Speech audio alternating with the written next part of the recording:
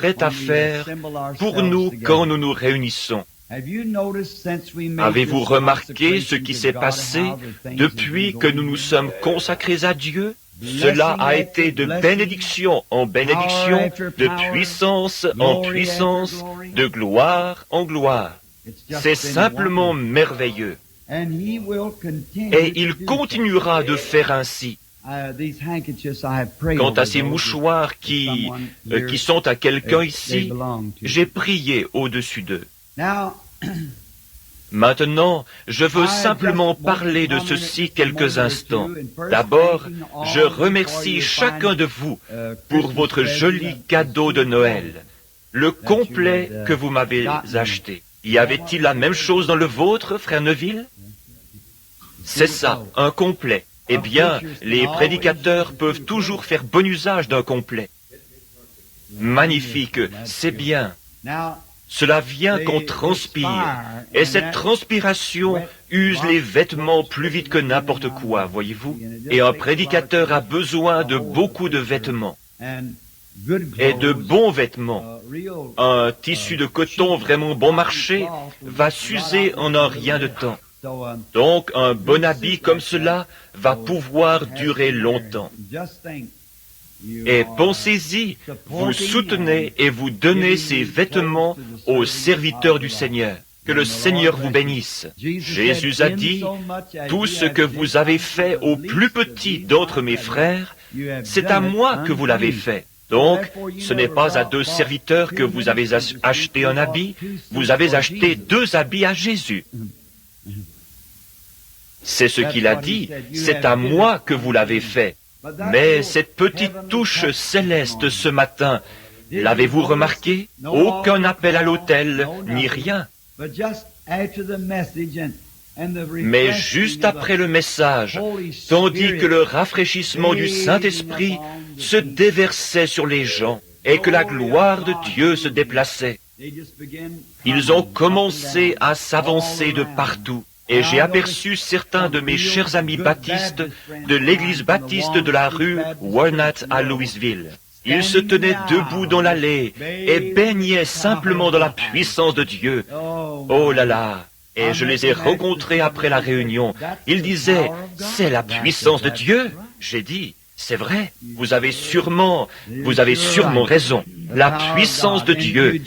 Et vous ne pouvez pas trouver de mots pour l'exprimer. Vous ne savez simplement pas quoi dire. Le Saint-Esprit s'empare de la réunion et vous ne savez pas ce qu'il va faire avec cela. Paisiblement, doucement, humblement, le cœur brisé. Oh, frère Pat, c'est tout simplement le ciel. Je suis un de ceux qui sont à l'ancienne mode et qui aiment cela avec du sentiment, voyez-vous, comme le regretté Paul Rader. Il dit à ça, une fois, il racontait une histoire. Il dit que lui et sa femme étaient assis à table et qu'elle voulait aller quelque part ou faire quelque chose. Il lui répétait entre autres, « Cela m'est vraiment impossible » en la rembarrant un peu. Il la regarda et les larmes lui coulaient sur les joues. Il lui dit, il pensa dans son cœur, « Eh bien, si elle se vexe d'un rien, tant pis. » Donc, comme bien des hommes, il plia son journal et le posa sur son assiette. Elle se tenait toujours à la porte et lui disait au revoir en l'embrassant. Et quand il se retrouvait au portail, elle lui faisait signe de la main. Et cela suffisait, vous savez, jusqu'à ce qu'il revienne du bureau. Donc, ce matin-là, il dit qu'en sortant, à la porte, elle se tenait près de la porte. Il l'embrassa, sortit tout de go et se rendit jusque vers le portail. Il l'ouvrit et regarda derrière lui. Elle se tenait toujours près de la porte, la tête baissée, toujours vexée. Il dit qu'il lui fit au revoir d'un signe de la main et qu'elle fit de même. Il dit qu'il fit quelques pas dans la rue et se mit à penser. Et si quelque chose m'arrivait avant de rentrer à la maison, ou si quelque chose lui arrivait à elle avant mon retour, que Dieu reprenait notre vie, vertueuse comme elle l'a été, et douce comme elle est, et ainsi de suite.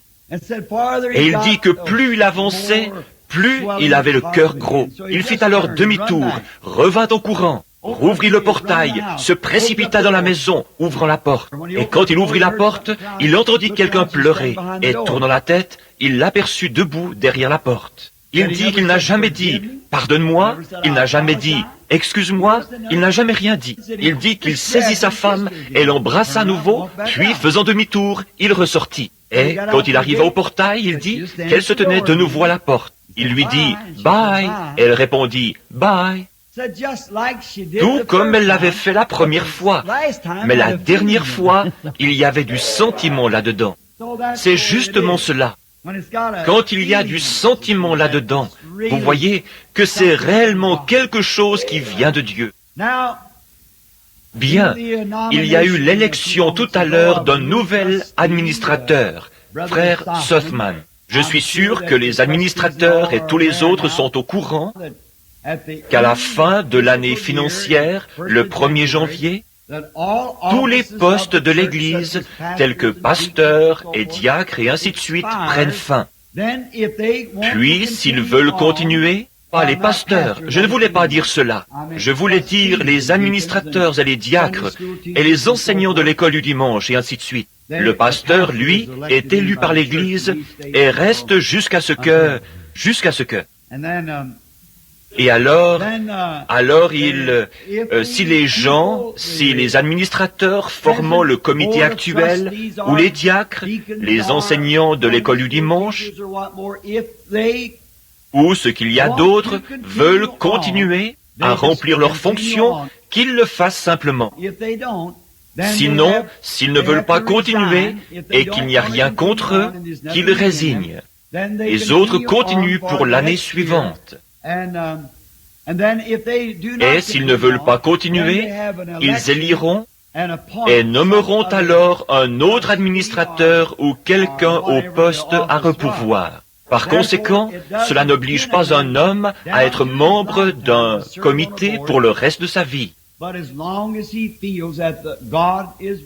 Mais tant qu'il croit que Dieu est avec lui et l'aide, et qu'il ou qu'elle veut faire sa part, quelle qu'elle soit, et continuer dans l'œuvre de Dieu, nous serons toujours heureux d'avoir sa collaboration. Voyez-vous, mais de cette façon, cela donne la possibilité à quelqu'un d'exercer une fonction pendant une année et de voir ensuite comment il aime cela. Certains de nos administrateurs restent pendant des années et des années et des années, certains diacres aussi. Et c'est tout à fait bien. Mais il n'y a pas de temps déterminé. Si l'administrateur ou le pasteur ou quelqu'un du comité sent qu'il ne peut plus exercer sa fonction ou qu'il désire s'en aller, alors il en avise l'Église pour qu'on puisse le remplacer. Et c'est ce qui se passe ici ce soir avec le frère Morgan. Frère William Morgan résigne sa charge d'administrateur. Ils avaient donc besoin d'un autre administrateur.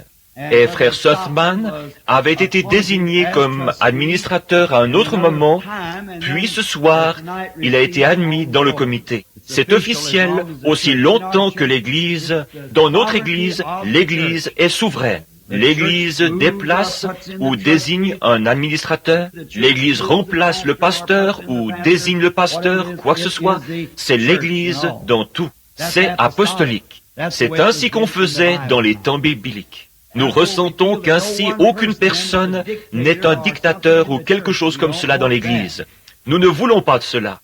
Chaque homme, chaque individu, moi-même, en votant pour quelqu'un, nous n'avons qu'un vote.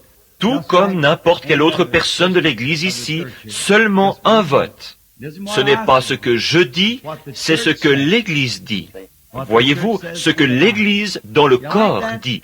N'aimez-vous pas cela? Oh, je pense que c'est scripturaire. C'est ainsi que ça devrait être. Maintenant, ceci va être une semaine importante pour moi. Dès demain, le Seigneur voulant. Je dois prendre des décisions pour l'année qui vient. Au sujet de toutes les invitations, je veux me rendre au bureau et ramasser toutes mes invitations et les apporter chez moi. Donc, pendant ces prochains jours, j'irai en prière devant Dieu et je le prierai de me guider et de me montrer de quel côté aller ou quoi faire. Nous ne vivons pas dans une époque comme lorsqu'il était ici, où Dieu le conduisait de lieu en lieu, et il se trouvait dans une ville pour quelques heures et repartait vers une autre ville. Mais aujourd'hui, c'est un autre système. Il y a des arrangements préalables, avec des groupes de pasteurs, et un tas de choses doivent être faites. Et la façon dont je procède, j'apporte toutes mes invitations d'Afrique et les dépose. Toutes les invitations de l'Inde, toutes celles de Californie, d'Utah et toutes les différentes invitations, et je les place par piles séparées. Je les laisse là, puis je me mettrai à marcher et à prier. Je monterai peut-être dans ma voiture et m'absenterai 1 ou 2 jours. À mon retour, je continuerai à prier. Il me viendra à cœur d'aller à un certain endroit.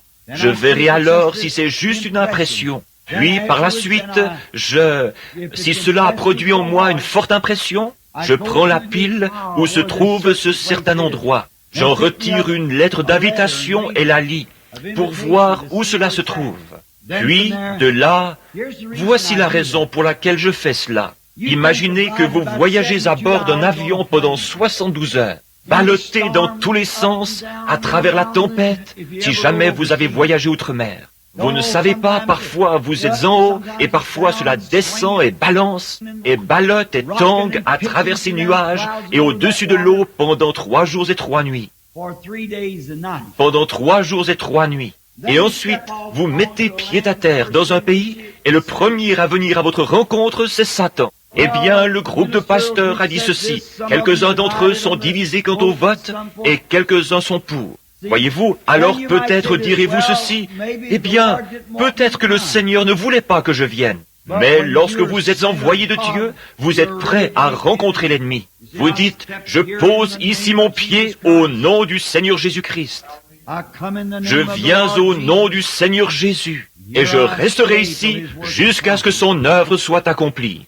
Voyez-vous, alors vous êtes prêt à affronter ses forces. Aussi, vous m'aimez, je sais que vous m'aimez, donc priez pour moi cette semaine, afin que je puisse prendre les bonnes décisions guidées par l'inspiration de Dieu. Maintenant, je vais avoir quelques petites, ce que j'appelle des réunions saute-mouton. Je serai en Floride les 8, 9 et 10 de ce mois-ci, ou plutôt à Tifton, en Géorgie. Tifton, Géorgie, les 8, 9 et 10 janvier, je voulais dire, au lieu de ce mois-ci.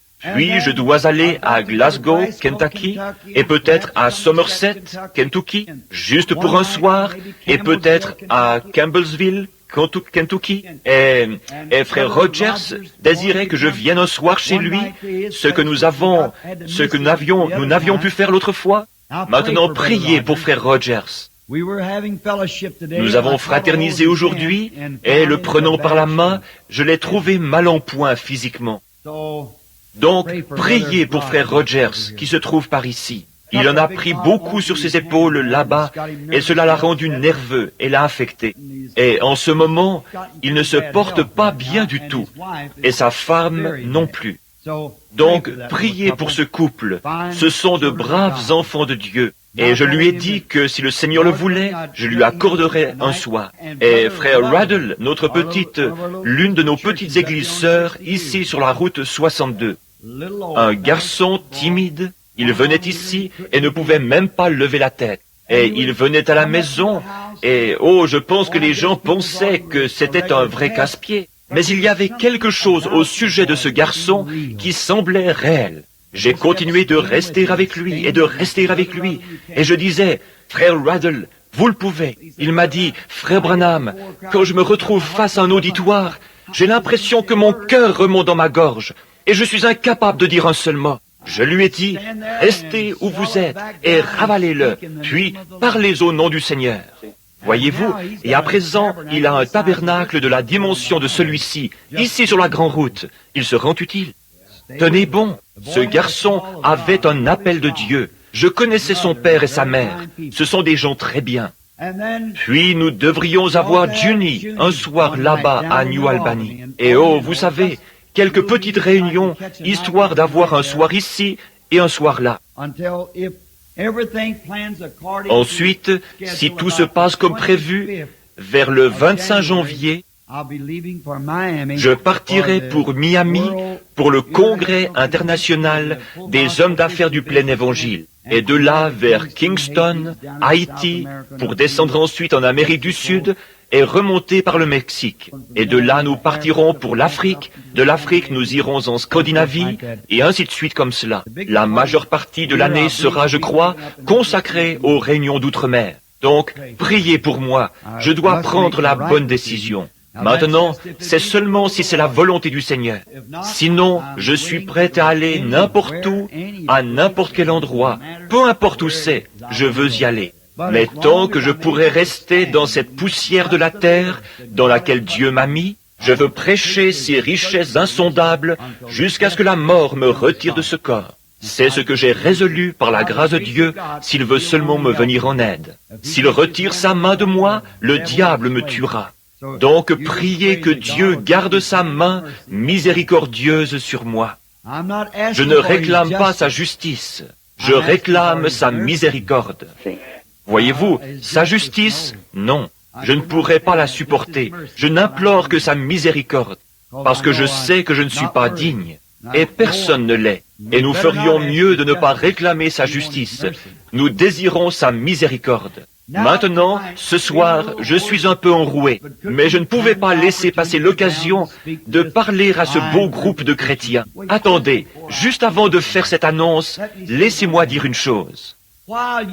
Tandis que vous êtes tous d'un même cœur, d'un commun accord, et que tout se fait avec douceur, laissez-moi parler 2 minutes à mon Église.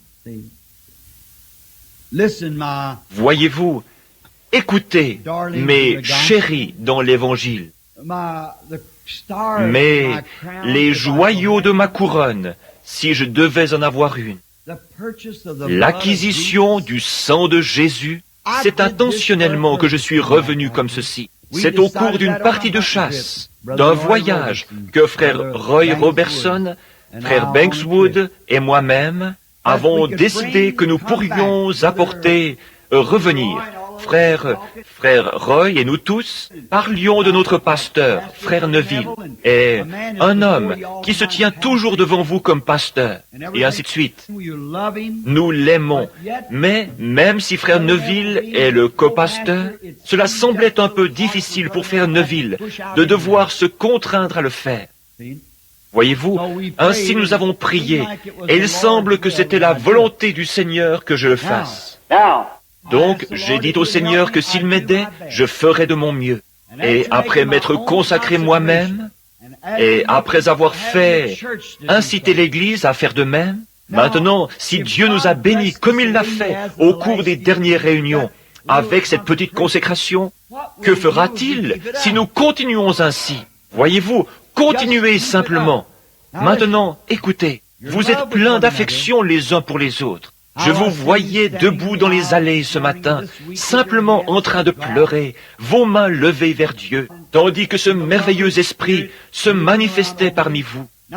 Maintenant, prenez garde à ne pas écouter un seul vil propos du diable. Voyez-vous, si le diable vous montre ou vous dit du mal de l'un des membres du corps du Christ, ne le croyez surtout pas. Car dès que vous le croyez, vous gâchez votre expérience. Et si vous voyez l'un des membres du corps de Christ faire quelque chose de mal, ne le dites à personne. Mais allez vers ce membre dans l'amour et voyez si vous ne pouvez pas le ramener à Christ. Et si vous ne pouvez le faire, alors dites-le à une personne et que celle-ci vous accompagne. Faites-le de la façon dont le disent les Écritures. Voyez-vous, mais si quelqu'un dit « sœur telle est telle » ou « frère tel est tel », n'en croyez pas un seul mot, n'y donnez pas suite.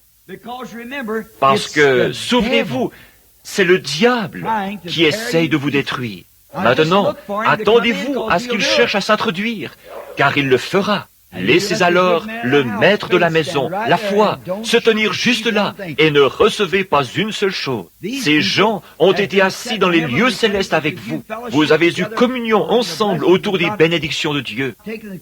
Prenons la communion à la table et le Saint-Esprit a témoigné qu'ils sont les enfants de Dieu. Soyons donc pleins de douceur, bienveillants, indulgents et aimants. Et si l'autre personne dit du mal de vous, dites quelque chose de gentil à son sujet. Regardez alors comme cela deviendra de plus en plus doux pour vous.